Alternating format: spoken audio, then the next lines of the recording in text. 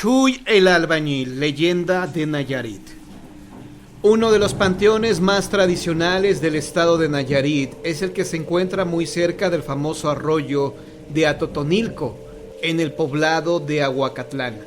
Este lúgubre lugar posee, además del ambiente, un aspecto auténtico, porque ahí se encuentran lápidas de carácter histórico.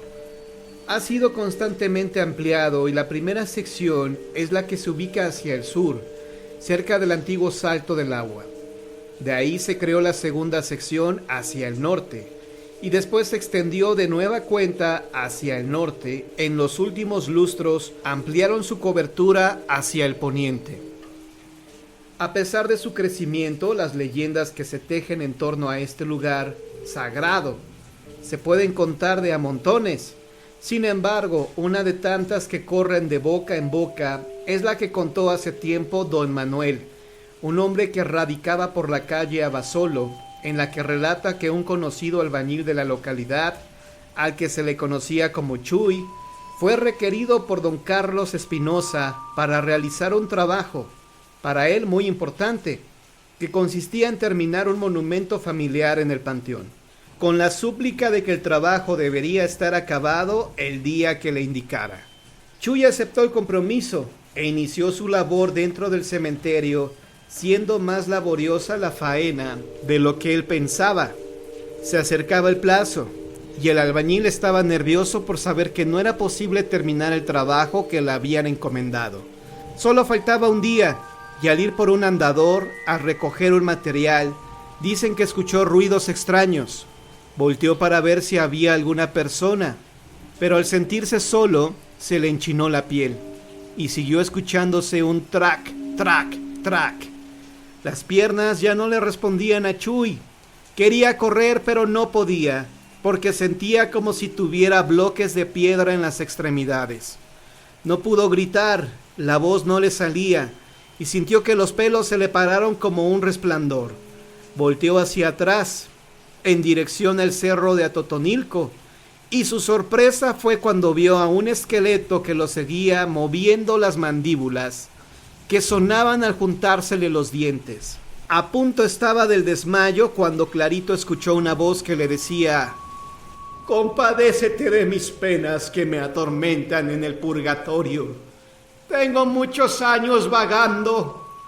Pídele a mi abuelo, padre de tu abuelo, que de los 12,000 pesos en plata que están al pie de la alacena, a media vara de profundidad, te dé 100 para que te quedes una parte, y con la otra me mandes a hacer 3 misas. Yo te recompensaré con el alivio de tu susto. Si no cumples con mi encargo, no sanarás». El pobre hombre no supo qué hacer al ver al esqueleto caminando y meneando las mandíbulas. Con voz de ultratumba que se dirigía a él, pensó que iba a caer privado, pero sintió que una fuerza sobrenatural lo sostenía y de pronto pudo moverse y salir despavorido, sintiendo tras de él al esqueleto que parecía lo correteaba. Llegó a la puerta del cementerio y antes de cruzarla, juró que no volvería a poner un pie en ese lugar. Después, cuando reflexionó en casa, se dio cuenta que en la tumba donde estaba trabajando había dejado toda su herramienta. Sin más opción, al día siguiente volvió haciéndose acompañar de un amigo.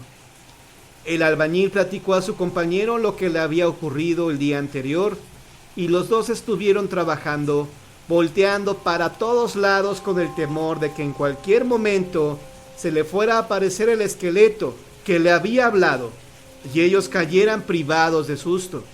Nada ocurrió. Chuy y su amigo pudieron terminar con el trabajo de la tumba, mientras todo alrededor permanecía en absoluto silencio. Al cabo de unos días del incidente, el albañil comenzó a estar muy enfermo. Un temblor como de frío se apoderaba de él, y las piernas se le fueron paralizando al grado de que ya no pudo caminar. Traía en la mente lo que le había pedido el esqueleto que lo persiguió por el panteón de Aguacatlán, lo que no lo dejaba estar sosegado ni de noche ni de día. Habló con un pariente, le contó lo sucedido. y en una silla de ruedas lo acompañó a sacar el entierro, pidiéndole el dinero para mandar decir las misas que el difunto necesitaba para poder salir del purgatorio. Quería hacer el encargo antes de fallecer porque realmente se sentía muy enfermo. Después de haber cumplido lo que le había indicado el esqueleto, Chuy comenzó a sentir alivio. Poco a poco empezó a sentirse mejor hasta haberse recuperado totalmente. Aquel suceso que le ocurrió le había dejado una huella profunda y cada vez que tenía oportunidad lo contaba a sus amigos. En una ocasión, platicando con un pariente lejano, este le dijo al saber lo ocurrido: hace años le pasó algo similar a Joaquín Sánchez, cuando fue a visitar la tumba de su mamá al panteón. Al escuchar Joaquín que un esqueleto se acercaba a él, ya que de las mandíbulas salía una voz de ultratumba, salió despavorido saltando por la pared del cementerio y como un loco furioso llegó a su casa. Platicó a su mujer lo que le había pasado y desde ese día comenzó a estar enfermo. Solo que a él no solamente se le paralizaron las piernas, sino que quedó lelo, perdió el habla y al poco tiempo falleció. La historia del esqueleto del cementerio era tan conocida en Ahuacatlán a principios del siglo pasado que se puede decir que era una de las leyendas más contadas.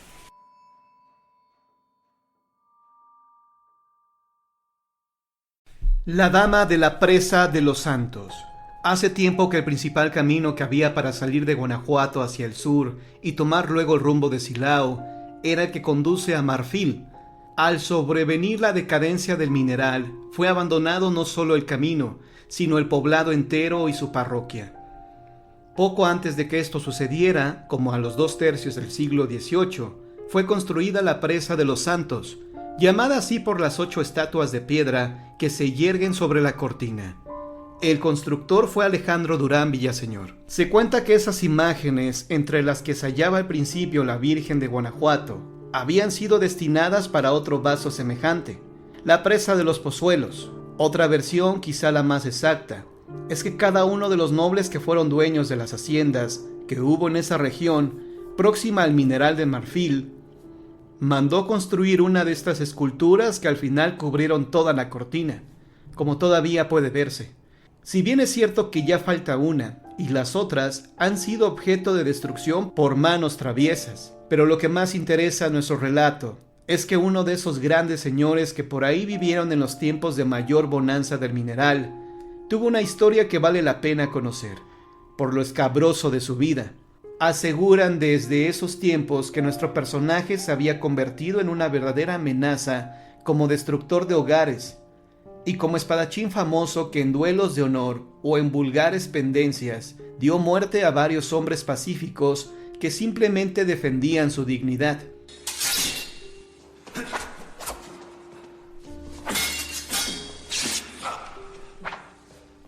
Su mala fama se extendía por toda la región. La sociedad lo señalaba con índice de fuego y la iglesia lo había castigado con el estigma de la excomunión. Pero de ningún modo se ponía tregua a su escandalosa conducta. Todos lo odiaban y de buena gana hubieran puesto fin a su vida, pero tipos como este parece que gozan de ciertos privilegios. Las mujeres se le entregaban, aun a sabiendas de que solo las buscaba para satisfacer momentáneos caprichos. Entre ellas hubo una dama de noble alcurnia, cabalmente casada con un personaje cuyo nombre más vale callar por ahora, madre de 2 hijos y ejemplo de señora, a quien este precursor de Don Juan burló una vez, ayudado por una celestina, que después de administrar un somnífero a su dama, abrió solícita la puerta de su recámara al liviano galán. Cuando la bella y respetable dama descubrió el ultraje de que había sido víctima, antes que presentarse así a los suyos, decidió quitarse la vida apurando activo veneno. Desde entonces, según cuentan los vecinos que viven cerca de Marfil, por el rumbo de la Presa de los Santos, que su figura se aparece en las noches, vagando de la casa que está un poco más abajo de la presa hasta la vieja parroquia de Marfil, a donde entra para caer de hinojos al pie del comulgatorio. En ese momento aparece también el sacerdote, quien a cambio de la hostia que ella va a buscar, la expulsa del templo y ella, Aliviada de este dolor, sale de ahí y regresa al que fue su hogar. El hombre que programó su fin y su funeral. La Huasteca es una amplia zona de ríos y sierras que atraviesa diversos estados de la República Mexicana. En una de las áreas que corresponde a Veracruz, se cuenta que existió un pintoresco pueblecito llamado Rancho Nuevo, mismo que se perdió tiempo después, reduciéndose a un solo rancho ganadero. En aquella época vivían ahí personas muy devotas de costumbres cristianas. Entre ellas estaba una señora llamada Demasía González Corona, que compartía techo con su hija Irene, una joven hermosa de tez morena, ojos aceitunados y larga cabellera negra. Como trágica experiencia tenía la muerte de Abundio Saavedra Rosas, esposa de Demasía, que en una ocasión, allá por la fiesta de Todos los Santos, le dijo a su esposa que no hiciera ninguna ofrenda, mucho menos tamales, ya que los difuntos no tragaban porque ya se los había llevado la tiznada muerte, y que a sus padres les iba a prender una vela de chapopote por la espalda. Dicen que al día siguiente, cuando salió rumbo a la milpa, tal fue su asombro al ver a una multitud de muertos vivientes, algunos gustosos saboreando ricas viandas que les dieron sus familiares como ofrenda, pero al pasar los últimos, vio a una pareja retorciéndose como de dolor, que lanzaban grandes lamentos, llevando una vela de chapopote prendida debajo de la espalda. No había ninguna duda, eran sus padres que lo miraban suplicantes y con reproche. Abundio corrió llorando de arrepentimiento y mucho miedo. Llegó a su jacal y ordenó a su esposa que buscara a quien matar un marrano para hacer tamales. Mandó comprar cirios de cera virgen, cohetes, y también pidió que llamaran a su compadre Chucho González y sus músicos para que tocaran al día siguiente junto a las tumbas de sus padres en el Panteón de San Juan, por el rumbo de Toteco y Raya Oscura. Después de organizar todo, le dijo a Demasía: «Vieja, me siento muy cansado. Tengo mucho sentimiento. Me dan ganas de llorar. Mejor me voy a dormir un rato porque empiezo a ver oscuro. Me está dando mucho sueño». Y se durmió en un catre que estaba en el patio.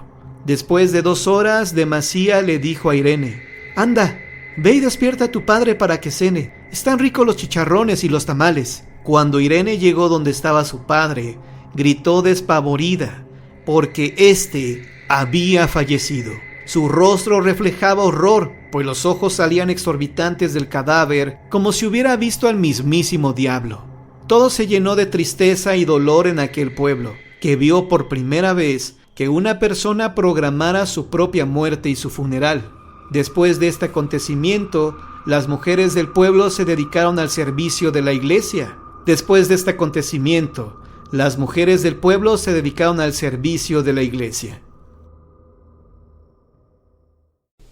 El usurero del Baratillo. Su nombre es un misterio. Tan solo se sabe que vivió en la Plaza del Baratillo en tiempos de la Revolución Mexicana. Se le conocía como el usurero del Baratillo, sobrenombre ganado a pulso por los réditos tan elevados de sus préstamos. Dicen que con frecuencia se le oía decir: «Peso que no deje 10, ¿para qué es?». Vivía solo, no tenía criados y únicamente salía 2 o 3 veces al día para comprar comida, que consistía regularmente en tamales, atole, nopales y tortillas.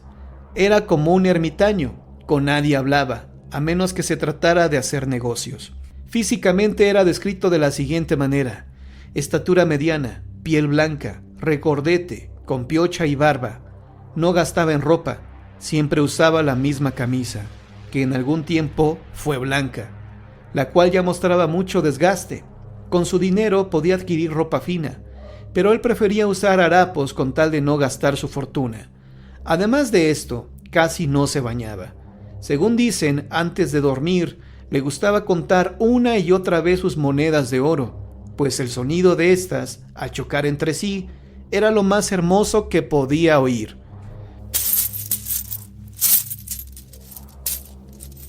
Un día llamó a su puerta un hombre solicitándole un préstamo de 2,000 pesos, una gran cantidad para aquella época, y le dijo que él le pagaría en una semana con todo intereses.